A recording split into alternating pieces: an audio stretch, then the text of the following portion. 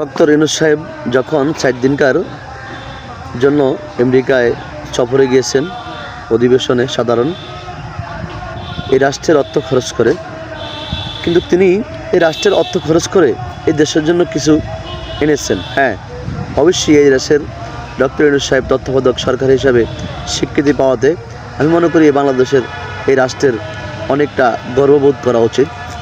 কারণ এই রাষ্ট্রের বিভিন্ন খুঁটিনাটি ব্যবসা প্রতিষ্ঠান, মিল, কারখানা, ইন্ডাস্ট্রি, এই দেশের ক্ষয়ক্ষতি এবং স্বৈরাচার হাসিনা কী করেছেন, এই দেশের সাধারণ মানুষকে খুন, সম্পূর্ণ মিথ্যা মামলা দিয়ে হয়রানি, সকল বিষয়গুলো নিয়ে ডক্টর ইউনূস সাহেব আমেরিকার জো বাইডেনের কাছে তুলে ধরেছেন। ডক্টর ইউনূস সাহেব এমন একটি বই দিয়েছেন, এই দেশের সাধারণ শিক্ষার্থীরা যখন স্বাধীন হয়েছে তখন বাংলাদেশের দেওয়ালগুলোতে যেসব আর্ট হয়েছেন সেগুলো নিয়েও তুলে ধরেছেন। সেগুলো নিয়ে বিশাল মোটা অঙ্কি একটি বই